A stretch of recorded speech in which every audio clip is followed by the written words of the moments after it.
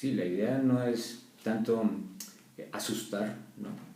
Pero también es como, tampoco es tratar de consolar, ¿no? Es como ver qué es lo que pasa con nuestra sexualidad, ¿no? Cómo interviene o cómo afecta a nuestra vida, ¿no? Porque no es solamente... Bueno, en este momento vamos a hablar de impotencia psíquica, ¿no? Porque es un punto determinante, vamos a ver en qué consiste. Pero luego vamos a ver que lo psíquico, digo, la sexualidad no es solamente la genitalidad, ¿no? Que afecta muchas otras cosas, ¿no? Solo que la genitalidad, por decirlo así, es un paradigma para las otras funciones, ¿no? del sujeto, ¿no? Para el trabajo, para el estudio, para un montón de cosas, ¿no? Todo lo que se proponga hacer o todo lo que se proponga llevar adelante, ¿no? Entonces, por eso habíamos pensado en tomar esta charla o este tema, porque vemos que sí que hay cosas que no entendemos de nuestra sexualidad, por qué ocurren, porque a veces queremos, a veces no queremos, a veces no nos apetece, a veces quisiéramos con otra persona, en fin, ¿no? Entonces decimos, pues claro, son incógnitas ¿no? Para el sujeto, no se tiene que reconocer como un sujeto que desea, pero a veces ese deseo no va por los caminos que uno desea, ¿no? Que uno quisiera o que están establecidos, ¿no? Por convención o por reglamentación cultural Entonces, claro, a veces hay enigmas que son muy difíciles de sobrellevar, de llevar adelante, ¿no? Entonces, de ahí uno puede extraer, ¿no? Bueno, preguntas o respuestas también, ¿no? Pero sobre todo, lo más importante me parece a mí que son las preguntas, ¿no? Cuestionarse cosas sobre saber o ser capaz de formular una pregunta también, ¿no? Porque a veces uno tiene una cuestión y no es capaz ni siquiera de darle palabras, ¿no? De darle una formulación o darle una... Entonces, por eso la pregunta es como el comienzo de una solución, ¿no?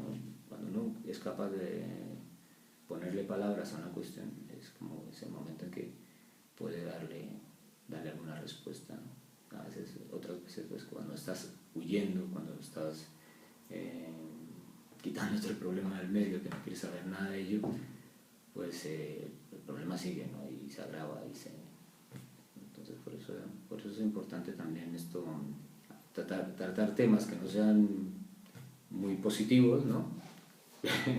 pero que son reales, ¿no? Pero que son reales, que pasan, ¿no? Que a lo mejor a nosotros no nos pasa en este momento, pero hay mucha gente que le pasa, ¿no? Que le ocurre esta cuestión de lo que se llama la impotencia psíquica, ¿no? Porque la impotencia psíquica es una disfunción de la sexualidad, ¿no? Porque le llamamos impotencia psíquica porque es una cosa puramente mental, psíquica, ¿no? El sujeto está bien orgánicamente antes y después de intentar hacer el acto sexual, pero en el momento en que lo quiere hacer, aunque lo quiere hacer, no lo consigue, ¿no? Por eso sufre de impotencia. No es la impotencia física que definitivamente no puede, orgánicamente tiene problemas, ¿no? Sino que es algo anímico, ¿no? Es algo que le ocurre en el momento en que va a tener relaciones con su pareja. Entonces, le pasa a hombres y a mujeres, ¿no? Entonces, dice, el sujeto normalmente piensa, pues reflexiona sobre eso que le pasa, por qué le pasa eso que es una grave falencia, ¿no? en su vida, ¿no? Porque eso puede afectar mucho su relación con su pareja o con sus parejas o con sus relaciones, ¿no? Y su autoestima, ¿no? Entonces, normalmente el sujeto lo que piensa es que hay un aspecto del objeto sexual o del partener que lo inhibe, ¿no? Esa es una de las ideas que se tiene sobre ese fallo, ¿no? Y en otras ocasiones también piensa que que es como una especie de recuerdo angustioso, ¿no? Que como ha fallado una vez, ese fallo inicial viene a determinar los fallos siguientes. Cada vez que intenta hacerlo, pues se acuerda de aquella vez y dice, es este recuerdo el que me está... Porque él siente como una especie de voluntad contraria, ¿no? Como algo que se opone dentro de él, no sabe explicarlo, no sabe ponerle palabras, eso. Y entonces piensa que es eso, que es un recuerdo que le provoca esa angustia y le lleva a fallar, ¿no? Y bueno, esas son las explicaciones o las aproximaciones que cuando viene la gente a consulta viene con ese tipo de respuesta, ¿no? Dice, bueno, eso es una cosa, es algo que le pasa a mi pareja, si ella tiene algo que me inhibe, me produce que no puedo, no, aunque lo deseo, y también es que me acuerdo, pues claro, que he fallado una vez y que no voy a poder la siguiente vez, no voy a poder, por más que lo intente, siempre me acuerdo de ese primer fallo, ¿no? Y bueno, algo de verdad tiene, algo de razón tiene, ¿no? ¿Pero esto es algo general en todas las relaciones de pareja o...? No. ¿O esto es algo, esto es un aspecto muy puntual de...? Está muy extendido lo de la impotencia psíquica, ¿no? Porque no solamente... ahora vamos a hablar de la genitalidad, pero está muy más extendido de lo que pensamos, ¿no? Pasa mucho en el orden del trabajo, ¿no? Gente que está capacitada para hacer un trabajo y no lo puede hacer. Gente que tiene habilidad para tocar el piano, por ejemplo, y cuando va a tocar el piano, cuando está en casa, perfecto, pero cuando va a tocar el piano delante de la gente, no puede. Tiene una inhibición. Es una inhibición porque es algo de la función. Las manos no tienen artritis, no tiene ningún problema físico, pero cuando va a llegar a desarrollar la función no lo puede hacer. En el estudio también ocurre, ¿no? La gente que se propone estudiar una carrera no consigue terminarla, aunque tiene la capacidad intelectual, la formación, tal, pero no consigue concluir su... Entonces, está más extendido, no es una cosa tan...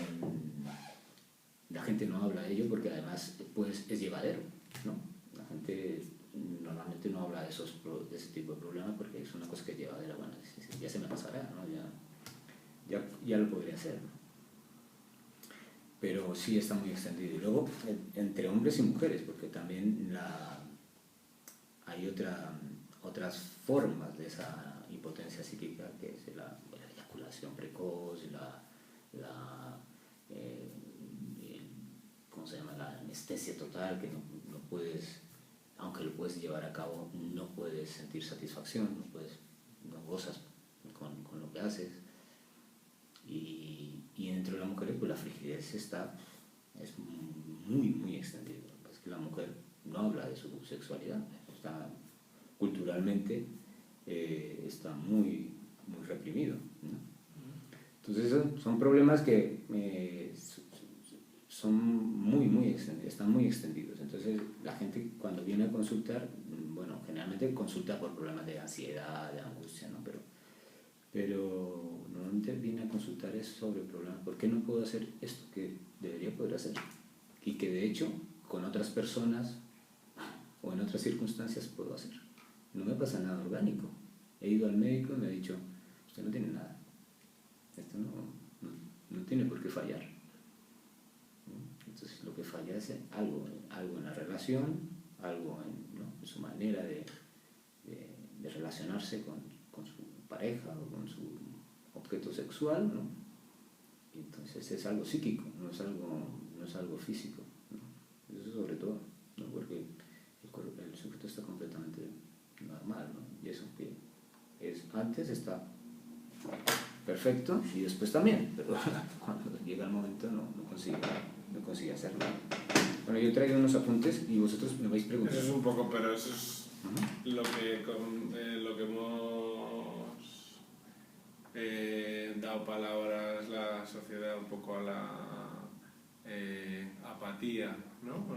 Que con el matrimonio, por ejemplo, pues a lo largo del tiempo, pues ya, o lo que decimos que la pasión dura 6 meses y ese tipo de cosas, o... Claro, claro.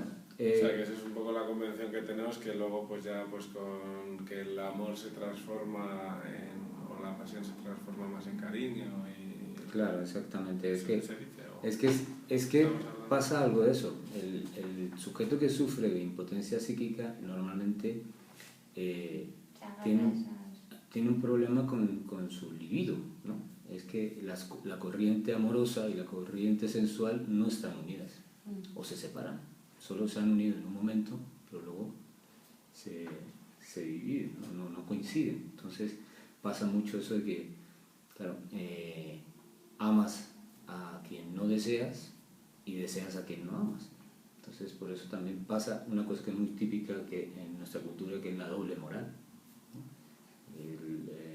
Al hombre le es permitido, ¿no?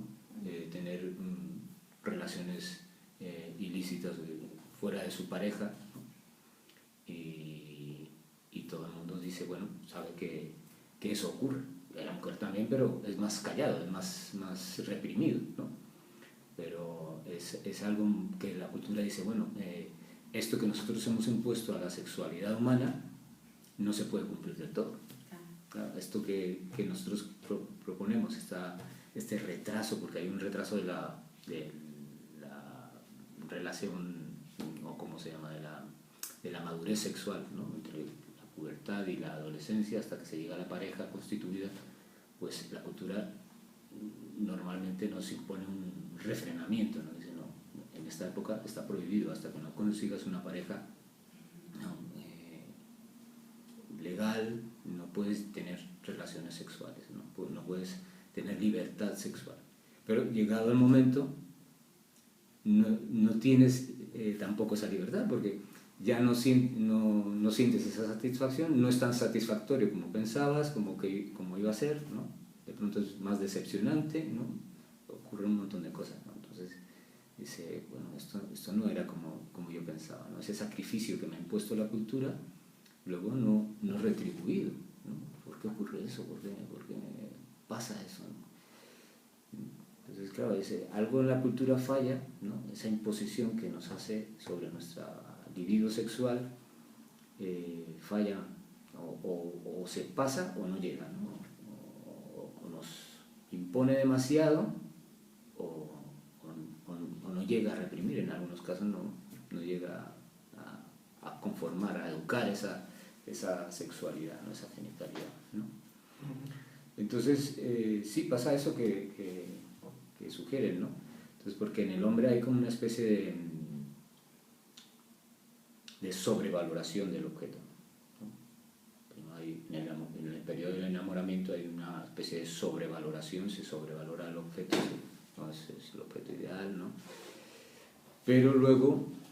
Pero la mujer respecto al hombre piensa que el objeto, que el hombre es... a la mujer le pasa otra cosa, pero es equivalente a lo de la sobrevaloración. O sea, la sobrevaloración del aspecto sexual. Sí, no, y del objeto en general, ¿no? Porque lo sexual del otro, lo que amas del otro es todo, ¿no? Es su manera de ser, su manera de pensar, su manera, ¿no? Su cuerpo, todo, ¿no? Vale. Pero a la mujer le pasa otra cosa que es equivalente, que está relacionada con la prohibición, ¿no? Es decir, porque, claro, al joven, durante ese periodo de prohibición, ¿no? Que manda la cultura, él suele violar esa ley, y eso se tolera, ¿no? ¿A cambio de qué? A cambio de desvalorizar, que el objeto sea un objeto desvalorizado, ¿no? Entonces se le permite. Entonces, claro, para él la sexualidad ya, de alguna manera está ligada a esa desvalorización, ¿no? Que tiene que ser un objeto desvalorizado. Entonces, no es el objeto ideal todavía, no es el amor de mi vida, sino que tiene que ser un subrogado, un modelo desvalorizado. Sí. Y a la mujer le pasa es que está prohibido y ella no suele violar ese periodo, ¿no?, que se le impone. Pero claro, ella ya tiene asociada el goce con la prohibición. Entonces, claro, normalmente cuando llega a la pareja constituida legalmente, ya no le motiva. Claro, porque ella lo tiene ligado a la prohibición. Entonces, por eso se ven tantos casos de mujeres que tienen relaciones que son perfectamente lícitas, las tienen ocultas, ¿no? No hablan de ello. Aunque son lícitas, las tienen ocultas como si fuera algo prohibido, ¿no? Pero ese caso, ¿cuál es? El caso de una relación lícita. Sí, la quieres hacer un poco más en secreto porque una mujer que tiene una relación con una persona y no hablas de ella. Pero que no es su pareja. Sí, es su pareja, pero que no la hace pública porque le gusta más mantenerlo así. Porque siente que es una cosa que... Pero no hace pública la pareja. Eso. No, ni su relación. Lo mantiene como si fuera una cosa ilícita, ¿no? Como si fuera, por eso tiene ese carácter no habla de ello. Yo creo que esto que cuentas aplica a nuestra generación. Sí. En algunos casos en y cada algunos, vez menos. Claro, hay matices, pero bueno. Los jóvenes pienso que menos. La libertad sexual también tiene sus consecuencias, ¿no? O sea, y luego vemos que la mujer, por ejemplo, que es anestésica en las relaciones, recupera la sensibilidad en relaciones que son fuera de la pareja legal o la pareja corriente, ¿no? Solo con eso, con lo que sea como prohibido, ¿no? Pero ten en cuenta que eso son como atavismos que no tienen que ver solamente con los tiempos que corren o con los tiempos, ¿no? Sino que son cosas que funcionan culturalmente, ¿no? Son prejuicios que están ahí, que no se deshacen solamente con un estilo de vida, ¿no? Sí, que esto es una porque es inconsciente. corriente. Está muy arraigado Claro, porque además... Ni culturalmente, más allá de la cultura, ¿no? O sea, sí, es intrínseco a las personas casi. Claro, y después, sí, a pesar de la cultura, de la liberalidad que hay cosas que están todavía muy mal vistas, ¿no? Censurables, que uno siente y dice, mira, aquí está la vieja moral, aquí está todavía dice uno, esto que es tan moderno, tan evolucionado y tan libre sexualmente hablando, resulta que tiene los prejuicios de siempre, ¿no? Sí, tiene que ver con la cultura o con la civilización, ¿no? Más que, ¿no? Es con la forma en que lo que la cultura quiere es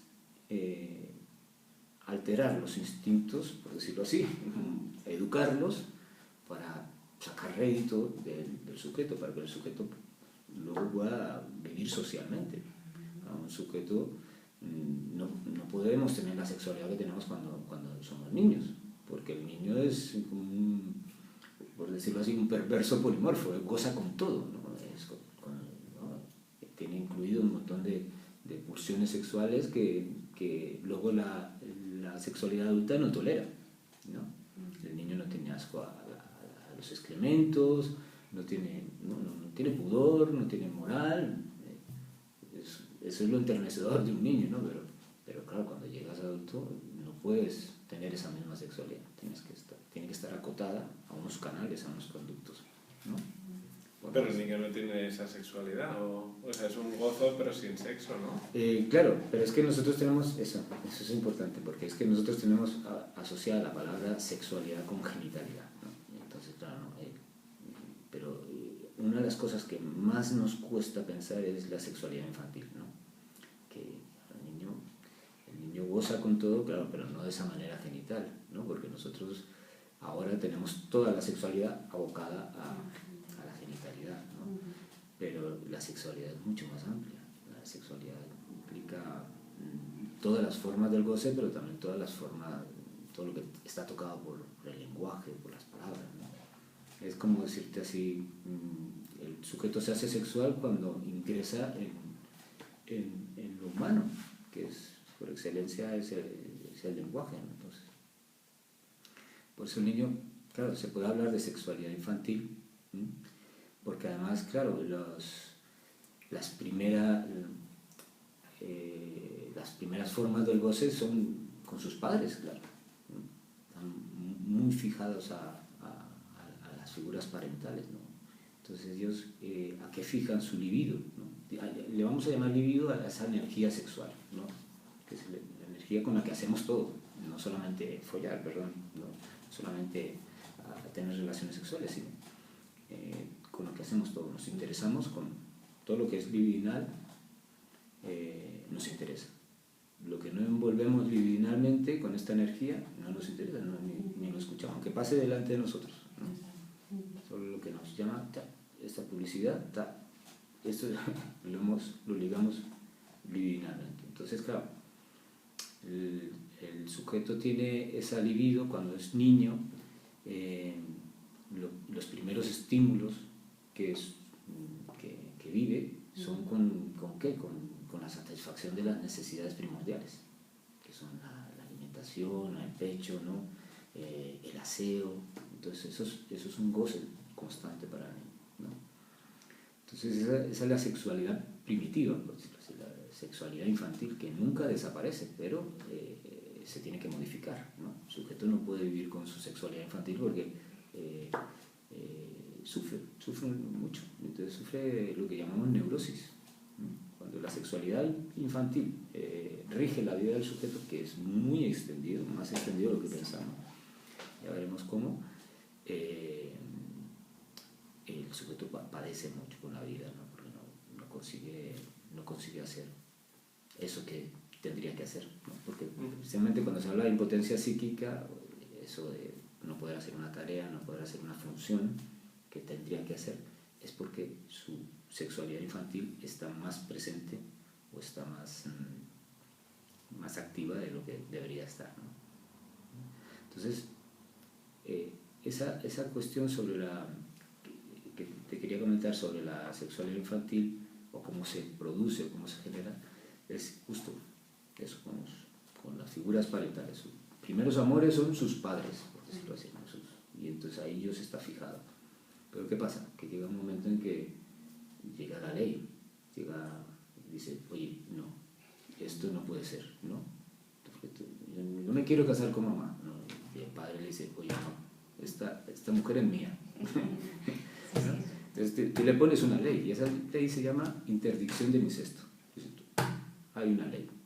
Tú no puedes con mamá, no se puede, ni con tu hermana, ¿no? Tiene que ser con otra que fuera del círculo familiar, ¿no? Entonces ahí ya el sujeto se tiene que dividir. Dice, no puede, aunque él lo desea, porque es muy fuerte. Es muy fuerte. Dicen, si un bebé tuviera la fuerza de un hombre de 30 años, bueno, mataría a su padre y se acuesta con su madre. Claro, exacto. Menos mal que es un bebé. Entonces, claro, para él es un conflicto, es un proceso muy duro, ¿no? Entonces, aceptar esa ley, tolerar esa ley, dice, sufre una división. Dice, bueno, entonces el deseo que tengo, ese deseo lo tengo que hacer inconsciente, lo tengo que reprimir. ¿Por qué? Porque tengo una amenaza aquí, una ley de castración, ¿no? Se llama ley de castración no porque se vaya a cortar nada, sino porque, dice, es mítico, ¿no? Dice, si tú sigues por ese camino, lo vas a perder todo. Entonces, para un bebé esa ley es muy fuerte, y para nosotros también. Lo que pasa es que lo tenemos muy inconsciente ya, ¿no? Entonces, claro, el que acepta esa ley, ¿qué pasa? El que dice, con mi madre no, puede con todas las otras mujeres, cualquiera, ¿no? Pero el que no acepta, o el que hace trampas, o el que dice, bueno, yo hago como que sí, pero realmente mi libido está todavía ligada a esa figura parental. ¿Qué pasa? Que no puede con lo demás. Entonces, hay una ley que se podría formular diciendo, si no puedes hacer aquello que deberías hacer, que por constitución, que por formación, que no puedes, es porque todavía estás ligado a esa figura parental, a esa madre. Es con tu madre, es porque estás con tu madre, estás fantaseando que alguna vez podrás, ¿no? Alguna vez vas a conseguir eso que se te ha prohibido. Entonces, por eso no puedes hacer lo que deberías poder hacer. Eso es lo que se llama neurosis. A eso le llamamos neurosis porque es el sujeto, en lugar de abocarse a la realidad, ¿no? De transformar la realidad, ¿no? De conseguir lo que se propone, ¿no? Con trabajo, ¿no?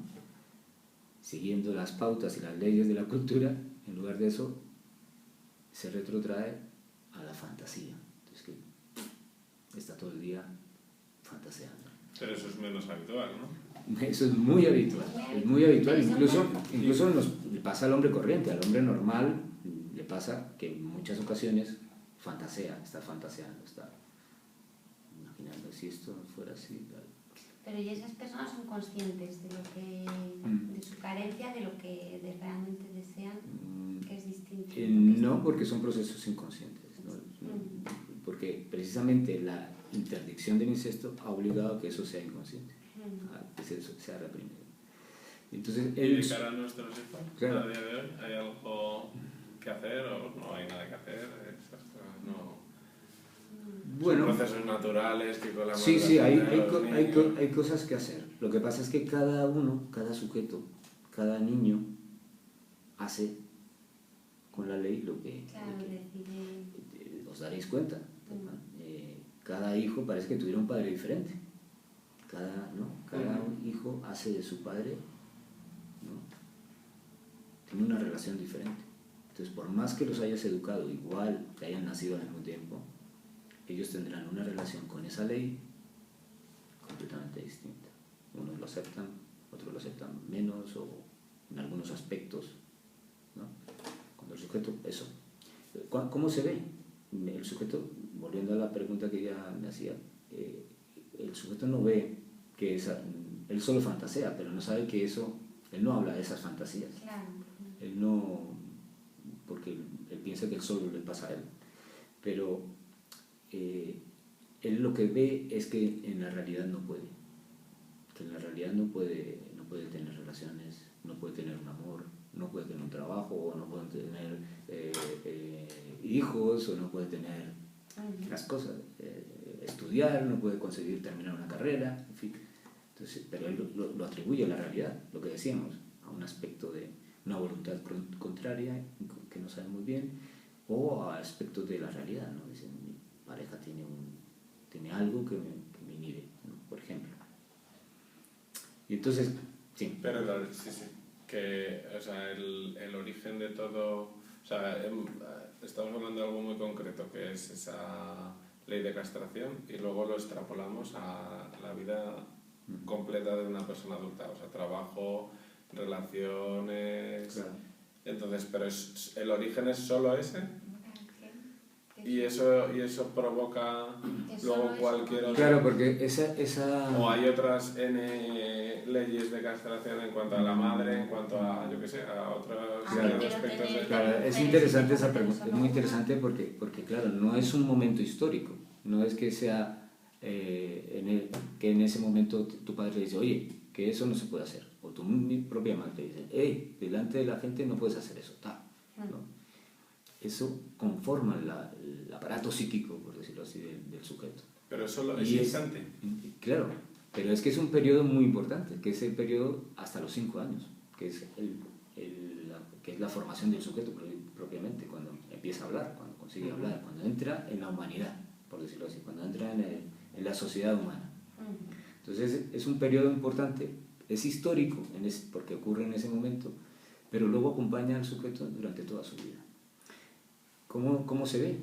Porque el sujeto según vaya creciendo, según vaya enfrentándose a la realidad, pues hace una cosa o hace otra, ¿no?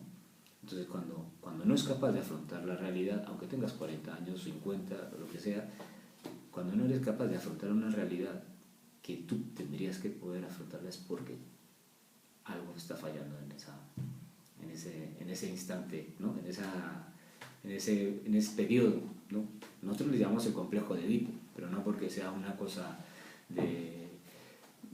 sino porque es complejo, porque es complicado, porque es una articulación en la que se produce el sujeto, ¿no? Entonces está presente en la vida del sujeto toda su vida. Pues que esa adaptación condicione tanto a lo largo de la vida, me Claro. resulta sorprendente. O sea, pero el cariño que les estamos dando nosotros ahora, la vida familiar, las relaciones con sus hermanos, todo eso, hasta los 5 años, Bueno. o sea, ellos ahora están configurándose un poco los límites, ¿no? Que también decimos Claro. muchas veces. Claro.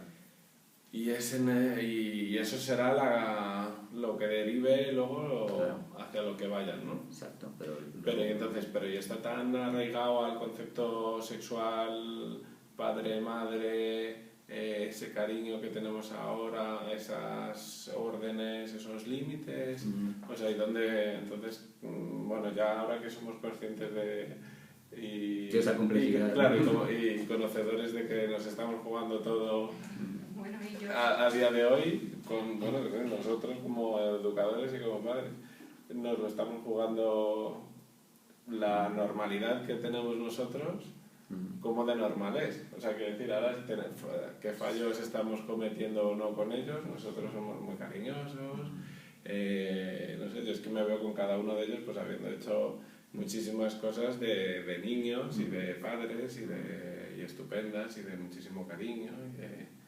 Entonces, no sé, realmente esto les está condicionando positivamente, negativamente. No, ten en cuenta que ahí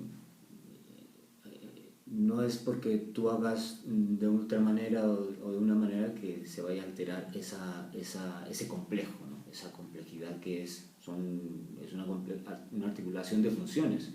Es madre, padre, ¿no? Hombre y mujer, ¿no? Esos son los tres conceptos claves en el aparato psíquico humano, ¿no?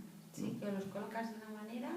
Claro, según cómo tengas articulados esos conceptos, así eres, así funcionas en la vida, ¿no? Así te mueves en la vida, ¿no? Aceptas la realidad, ¿no? Que la realidad es dura o es como venga, ¿no? La vida te lo da y te lo quita todo, como dice el poeta, ¿no? Es así, no es un color de rosa ni tampoco es todo gris, ¿no? Si es todo gris es porque algo falla en el sujeto, ¿no? Pero no tiene que ver, por ejemplo, con un exceso de sobreprotección, hace que sea más difícil configurar eso de una manera... Hombre, hay cosas que hace el padre, que hacen los padres, que no ayudan o que hace que el sujeto se tome ciertas libertades, ¿no? En la educación sexual, por ejemplo, que no colabora, no ayuda a dormir con ellos en la misma cama, no ayuda, a ellos no le ayuda porque les hace pensar que la ley de interdicción no existe o que se puede saltar o que no hay que tomársela en serio del todo, que se puede hacer trampas, en fin. Entonces hay cosas que sí, educativamente no son convenientes, pero tampoco uno tiene que obsesionarse mucho por lo que... Uno tiene que confiar en su propia formación. Claro, lo que estás haciendo exactamente. Tu función padre va más allá de lo padrazo que seas. No es que tú ahora por querer forzar, por ser mejor padre, pues entonces vas a forzar las cosas, ¿no? Es una figura y él hace con esa figura lo que puede, ¿no? También. Entonces, pero, por ejemplo, imagina un caso de una persona que lo que le gustaría es tener no una pareja, sino muchas. Pues eso también socialmente hay una prohibición, y a lo mejor eso también le condiciona a todos esos bloqueos y... Sí, claro, es que lo que pasa... Sí, porque ten en cuenta que la satisfacción sexual nunca es plena, porque cuando está alterada los instintos, por decirlo así, en el hombre ya no son como los instintos animales, ¿no?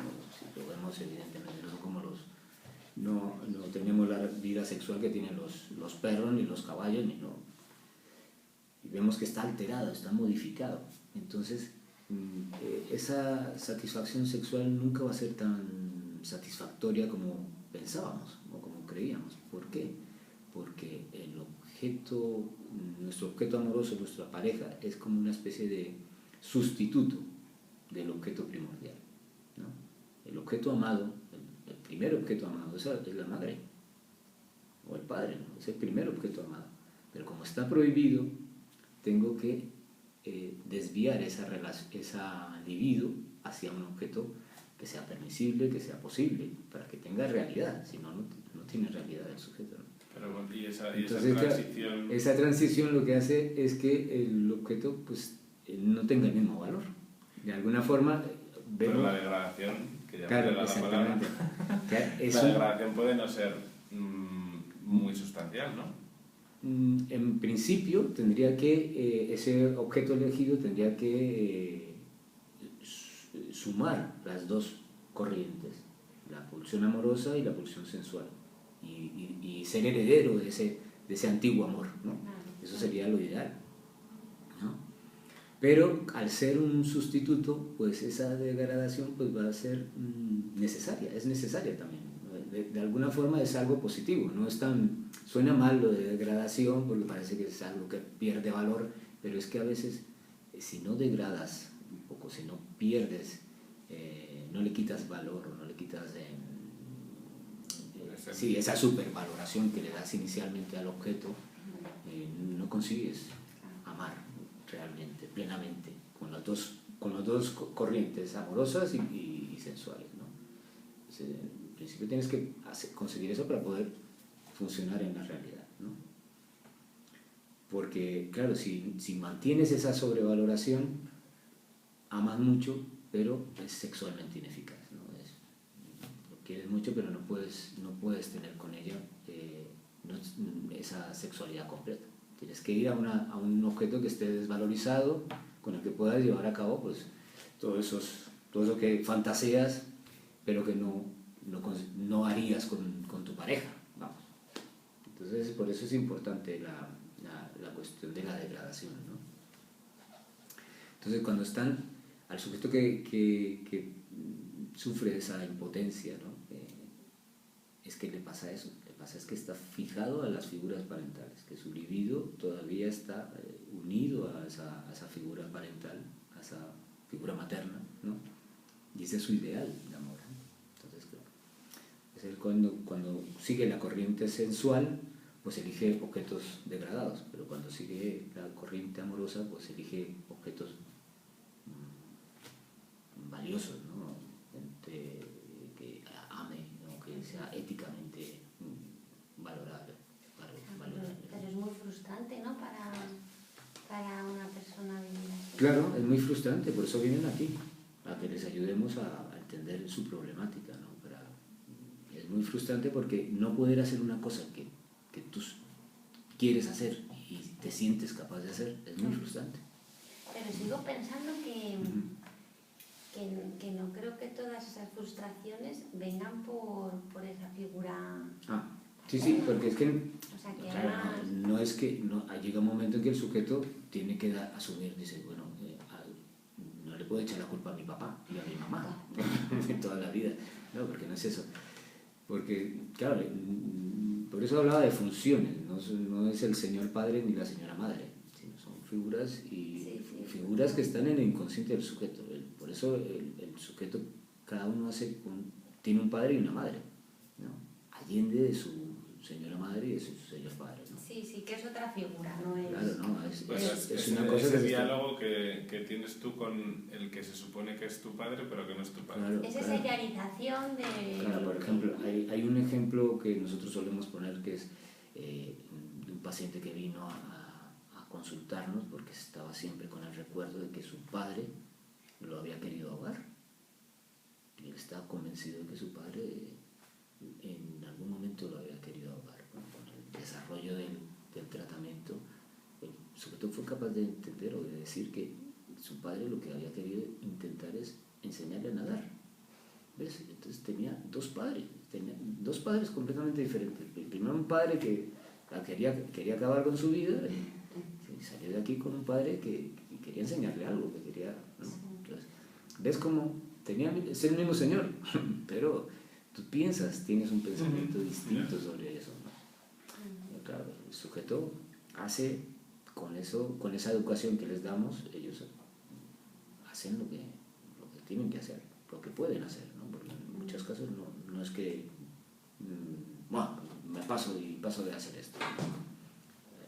La neurosis es una enfermedad muy, muy seria, muy grave, sobre todo porque es muy tolerable, ¿no? O sea, la neurosis es estar haciendo algo que no pasa con lo que a ti te gustaría. Exacto,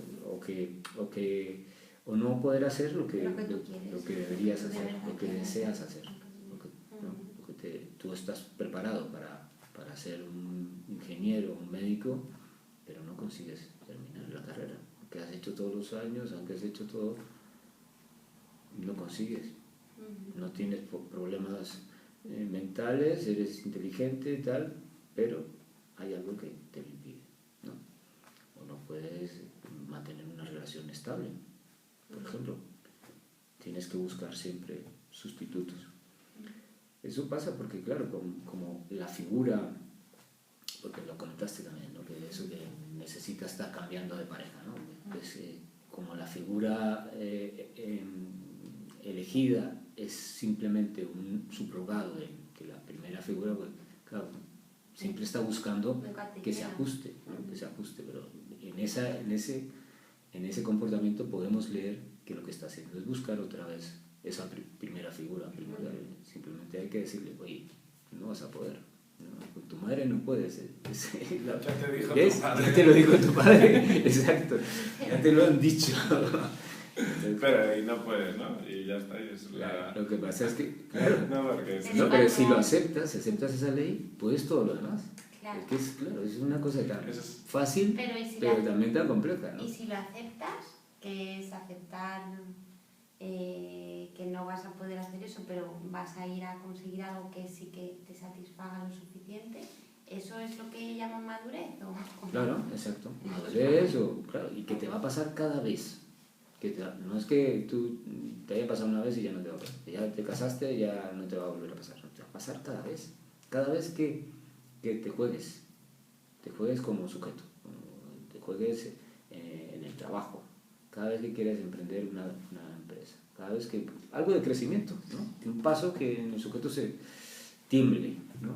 Y no sepa qué hacer y que las cosas pueden resultar adversas, tal. Cada vez siempre aparece eso. va a aparecer eso, claro, porque va a aparecer va a aparecer sí, pues, ese cuestionamiento de decir, tengo que puedo hacerlo, realmente quiero hacerlo, tal. Cada vez me va a ocurrir. Pero por el complejo de Edipo. Sí. Aparece ahí el complejo. Sí, porque yo no, a ver, por ejemplo, hablar en público en el trabajo. Hablar en público en el trabajo. Entonces voy a hablar en público en el trabajo. Y te estás diciendo, joder, la última vez la cagué, ¿eh? Claro, ¿ves? Le pasa lo mismo que ¿no? Pero te estás excusando en te acuerdas de un fallo y ese fallo te resulta angustioso. Sí, pero eso en el fondo es una excusa. Claro, es una excusa, pero entonces, es su manera de entenderlo. Claro, que hasta ahí, por ejemplo, vamos a llegar que yo podría actuar así. Y entonces tú cuéntame entonces cómo llego ahí hasta mi origen, Claro, porque habría que ver qué representa para ti hablar en público, ¿no? ¿Qué sobrevaloración tienes acerca de esa acción o qué es lo que... ¿no? Habría que verlo, porque eso que es hablando de ello, claro, porque uno cuando viene aquí tiene que ponerle palabras a las cosas que le pasan. Entonces normalmente uno solo se lo atribuye a la realidad, dicen esto pasa con la realidad, no, esto no me pasa a mí, pasa es porque me hicieron equivocar, porque la he cagado, porque en fin, ¿no? Pero bueno, entonces ¿cómo consigues tú hacer algo que pues, pero eso tiene relación con la sexualidad, claro, de hasta los 5 claro, años? Claro, porque esa es tu sexualidad, no es solamente tener hijos o procrear, ¿no? Tu sexualidad es todo el despliegue del sujeto, todo el despliegue del sujeto. Entonces todo se ve afectado por ese núcleo, ese complejo, ¿no? ¿Cómo toleras tú la ley? Porque, por ejemplo, si quiero hablar... Pero ¿y la ley es circunscrita solo a la sexualidad? No, esa es la ley primordial, pero luego hay subrogados de esa ley primordial, de la figura del jefe, la figura del profesor, siempre que haya alguien por encima de uno, cómo se relaciona uno con esas personas, ¿no? En un grupo, si uno es capaz de tener compañeros o no tiene compañeros, si uno desprecia a los compañeros o si los tiene por encima y no puede hablarles por eso, ¿no? Siempre pasa eso, por eso es cómo te relacionas tú dentro del grupo. Y eso también ocurre hasta los 5 años en el entorno familiar. Y esas figuras, como la del padre, por ejemplo. Son determinantes, sí. Es el periodo que nosotros fijamos para la madurez del sujeto, para la entrada del sujeto en la sociedad, en el mundo del sujeto del lenguaje, ¿no? Cuando aprende a hablar. ¿Y es en ese periodo en el que hay que actuar sobre los sujetos? ¿O no? Sí, no sé. es que pasa, si aunque manual de, en el momento en el que yo, por ejemplo, cojo a uno que tengo y me pongo a hacerle guiri, guiri, guiri, guiri, porque a él le encanta hacer eso conmigo, guiri, guiri, y nos ponemos los dos y nos hacemos muchos cariños, guiri, guiri, guiri, guiri, guiri, guiri. Estamos haciendo un gozo común. Claro. Y está gozando con su padre. ¿Eso se puede o no se puede? Claro, Igual no es... Eso, hombre, le estás enseñando a hablar, además, porque el guiri, guiri, guiri son palabras también, no son solo palabras, pero es parte del lenguaje, ¿no? Son sonidos vocales, estás enseñándole a gozar con lo que más goza el sujeto, que es con el lenguaje. Además, pero bueno, en cualquier caso, luego a lo largo de la vida también se pueden retomar, ¿no?, esas figuras y cambiarlas, ¿o no? O eso está ya ahí, como lo hayas configurado ya de por vida. Hombre, sí, así, es verdad, sí, no, ahí se puede, por eso el sujeto este que vino con un padre que lo quería matar, claro, vino con otro, salió con otro padre, se pudo constituir un padre realmente que cuidara de él, otro significante padre, no, ya era diferente, ¿no?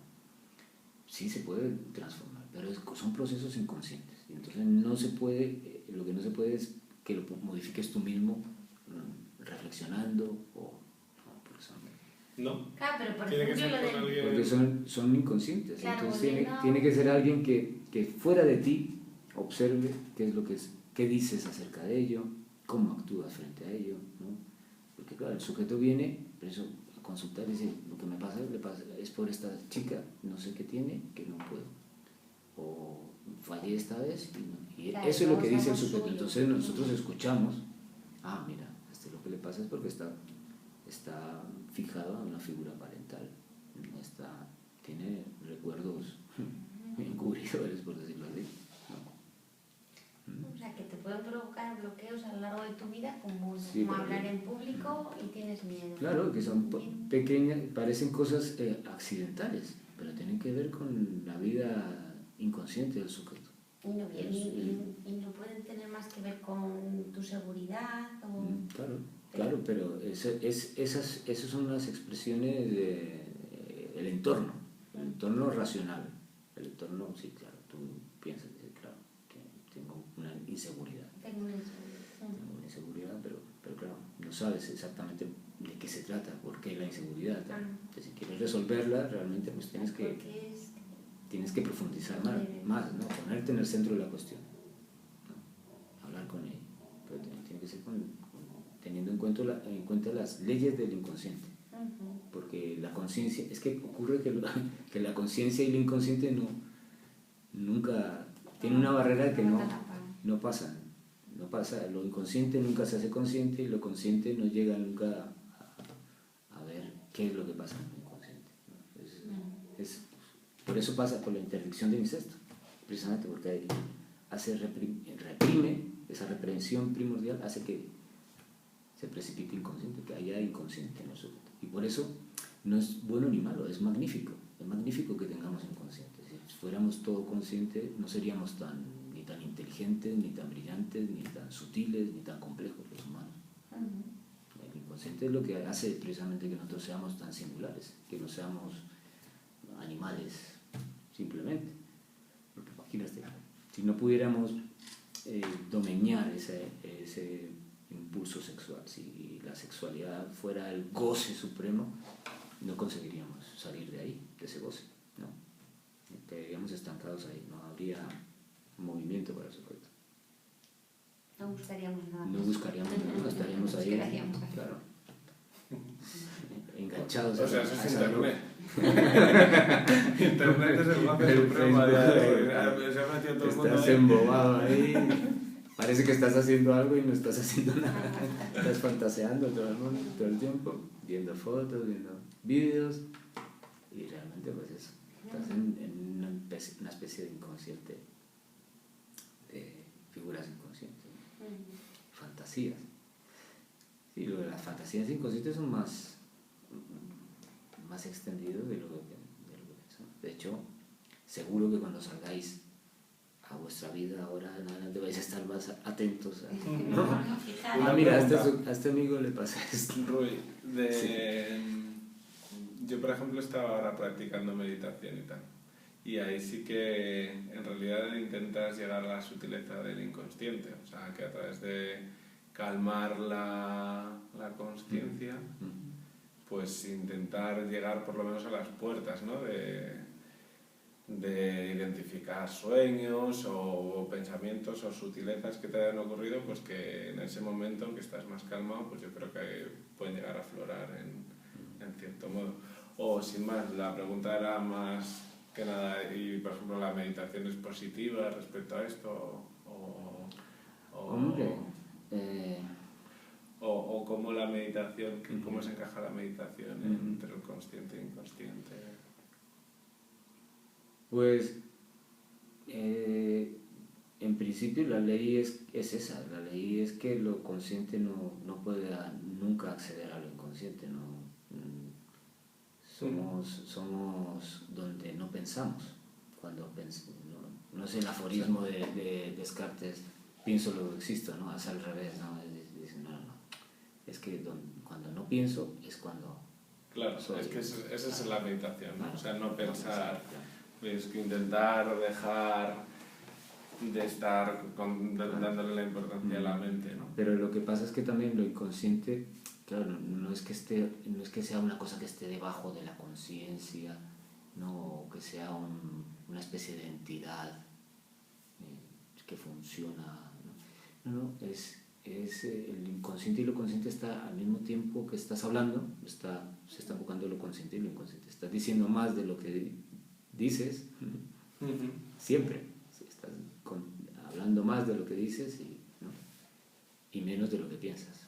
Sí, pero que el enfoque entonces del psicoanálisis es más que es alguien externo el que tiene que... Pero mira, por ejemplo, a mí siempre me ha pasado eso, que la gente dice, no te entiendo, ¿no? Y cuando yo hablo, pues porque quizás digo más, o sea, o no consigo expresar cosas que... O sea, no soy concreto. ¿Por qué? Pues porque esa idea no la tengo muy concreta, pero saca mucho inconsciente. O sea, mis palabras llevan muchos matices, no son tan concretos, no son tan... claro, a veces pasa... Y son muy abstractas, entonces como que tengo mucho subconsciente, afloro mucho subconsciente. Yo creo. Sí, puede ser. Lo que pasa es que cuando ocurre eso también, cuando uno desplaza constantemente y no llega a ningún punto, también cuesta entenderlo, ¿no? Cuando una persona habla contigo y tú solo desplazas y no llegas a nada, no redondeas, ¿no?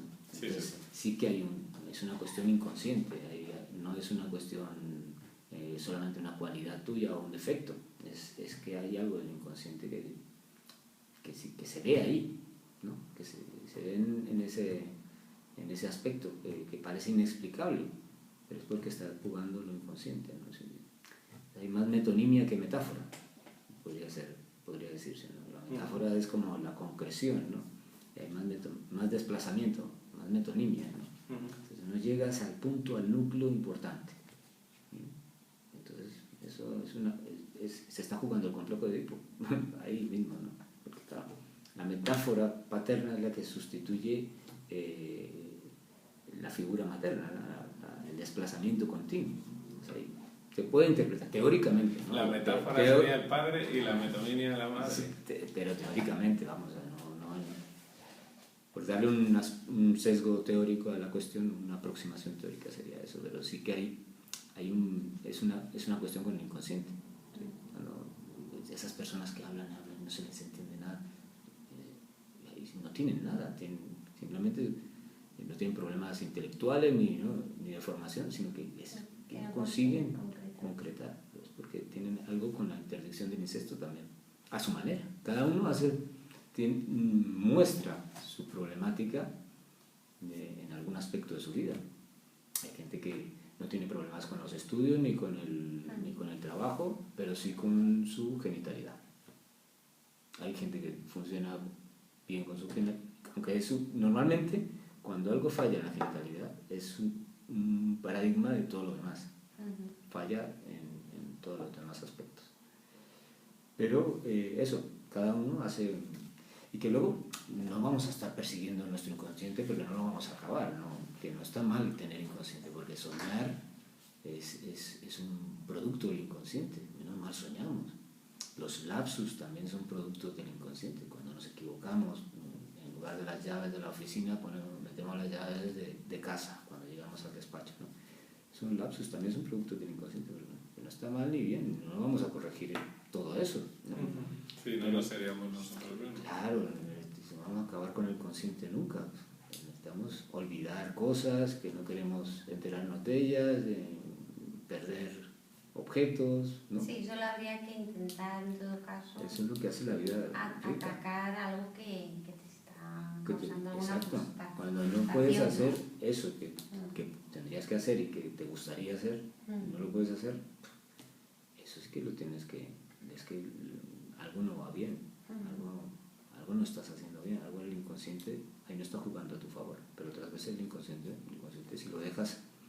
si lo dejas trabajar, es más, 1000 veces más inteligente que la conciencia. Claro. Cuando tú haces las cosas que sabes hacer, normalmente tú desenchufas, pones el piloto automático y lo haces perfectamente. Conducir, en el trabajo, ¿no? En el estudio, si te dejas llevar, vamos, funciona de maravilla. Cuando quieres controlar es cuando empiezan los problemas, cuando quieres racionalizar o ser consciente. Con tus hijos igual. Los chicos están creciendo hermosos, pues déjate llevar, no tienes que hacer nada, simplemente déjate llevar. Pero cuando quieres controlar y esto, ¿no? y ya quieres racionalizar la cosa, vas a tener problemas. Por eso el inconsciente no es un problema. El problema es cuando queremos hacer algo que podríamos hacer, que nos gustaría hacer y lo hacemos mal o equívoco o se altera. ¿Hay alguna forma de diagnosticarse uno mismo? Imagínate, nosotros hemos venido aquí por las casualidades. Por la palabra degradación. O por la vida amorosa también. Sí, ¿no? sí, Claro. sí. Yeah. Y entonces ahora decimos, oye, bueno, pues esto es bastante complejo, pero vamos a intentar racionalizar esto y hacer y decir, oye, pues en este aspecto no era consciente, pero puedo tener una disfunción, o en este aspecto, sí. no sé. O sea, exacto, que es como saber cuándo está a tu favor y cuándo está en contra. Sí, o si realmente hay algún aspecto en el que... Sí, el inconsciente sí. me está ayudando. Bueno, el inconsciente o nuestra degradación, pues no ha sido... O sea, es peor de lo que podría llegar a ser. O sea, podríamos mejorar... Sí, lo que pasa es que ahora que dices lo de la degradación, en esto que hemos hablado, pues claro, hay varios sentidos de la degradación, ¿no? Claro, uno negativo, que es ese, claro, que el sujeto que no puede amar sin objetos degradados, o que no puede tener relaciones sexuales sino con objetos degradados, eso sería un sentido negativo, ¿no? Que tampoco es un instrumento para pensar toda la realidad, pero sí que para una manera de pensarlo sí que podría ser ese, ¿no? Ahora que lo dicen, ¿no? Decir, bueno, sí, cuando tengo un objeto sobrevalorado y no puedo, o no puedo con algo, es porque lo tengo sobrevalorado, puede ser, ¿no? Eso habría que verlo, sí, puede ser, ¿verdad? A lo mejor sobrevaloro esto, o lo tengo... ¿Y qué significa la sobrevaloración? Pues que está ligado a la figura materna, que estoy intentando algo con la figura materna, ¿no? Las figuras parentales, primitivas, ¿no? Hay una fantasía, tengo una fantasía que me está impidiendo. Porque es una forma de fantasear, porque uno solo fantasea con ir a la playa, ¿cómo funciona con la realidad? Se nota de qué manera la estás abordando. Si fantásticamente o como un sujeto adulto, con la realidad, teniendo en cuenta los principios de la realidad, las leyes de la realidad, cuándo se debe decir una cosa, cuándo es pertinente, qué elementos tener en cuenta, cuándo postergar algo y no decirlo en el momento, ¿no? Eso es tener en cuenta la realidad. Pero cuando uno se relaciona con la realidad fantásticamente, es porque tiene una idea de la realidad, ¿no? De aquello que va a ser, y claro, se estrella contra el mundo. Ahí, eso es un diagnóstico. Entonces, cuando me dicen, esto que yo esperaba no era, esto que me ha pasado no era lo que yo esperaba. ¿Por qué? Porque tú no estabas teniendo en cuenta la realidad, estabas pensando en la realidad desde la fantasía. Ahí se puede ver que... Una persona que siempre dice, pues es que me tienen que hacer jefe porque yo soy un tío súper válido, no sé qué, y nunca le hacen jefe. Claro, entonces, claro, algo no va bien, ¿no? Algo, ¿no?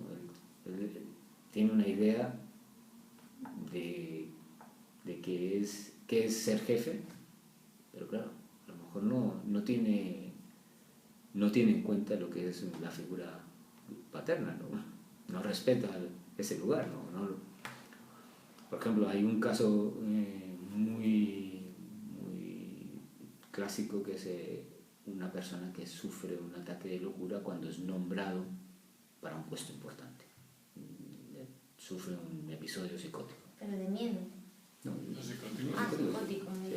Se vuelve loco, empieza a delirar. Pero solo cuando en el momento en que se le nombra para un puesto importante. Entonces ahí, si se estudia el caso, se puede ver que tiene un problema con el significante padre, con la figura paterna, ¿no? Entonces, claro, ¿por qué no me nombran jefe? Pues porque algo, que cuando yo podría ser jefe, porque hay algo en ti que no tiene en cuenta la realidad de ser jefe, ¿no? O el significante. Tienes problemas con el significante. ¿Qué quiere decir? O sea... Claro, que no lo tienes en cuenta o que haces de él como si no existiera o que pasas de él, ¿no? Se ve en todas tus relaciones, dentro de la empresa se ve, ¿no? Según cómo te lleves con los compañeros, si no te llevas bien con tus compañeros, porque no, tienes problemas con el jefe. Porque el jefe es el que hace que los iguales se armonicen, que hay una relación libidinal entre el jefe y los que están asumando, ¿no? Igual con los menores. Si no eres con los que están por debajo de ti, si no eres justo, si no eres equitativo, ¿no? Es porque no tienes problemas con la figura paterna, con la figura del jefe, ¿no? El que manda. El que manda no es el más fuerte, ni el más lindo, ni el más inteligente, ¿no? O sea, el que sabe ocupar ese lugar, ¿no? Sabe ocupar esa función, ¿no? Entonces, en todos los aspectos de la vida humana está en juego el inconsciente, en todos los aspectos. Estamos sobredeterminados, no podemos librar. Pero eso no tiene por qué llevarnos a una especie de paranoia, porque no lo podemos evitar. Son como las leyes de la física, es como, claro, no nos podemos librar de la ley de la gravedad. Ahora no vamos a caminar tratando a ver cómo se cumple o se incumple la ley, ¿no? Es que claro. Bueno, a mí me encanta este aspecto más abstracto de la vida porque te hace entender realidades, claro. O sea, la realidad, ¿no? Porque claro, es importante, exacto, tener en cuenta las leyes en las que se juega la realidad, la vida humana, ¿no? Sí, que es esa parte antropológica, yo creo, del ser humano. Y si las tienes en cuenta, pues tu vida es diferente también. Porque, claro, una cosa es tener inconsciente y otra cosa es padecerlo. Que cuando lo padeces es cuando te pasan estas cosas de la impotencia psíquica. Cuando estás padeciendo, no sabes qué es, pero lo padeces. Pero cuando tienes en cuenta esto, las leyes del inconsciente, tu vida más rica, más enriquecedora. Bueno, pues muchas os invito para la próxima, ya os avisaré.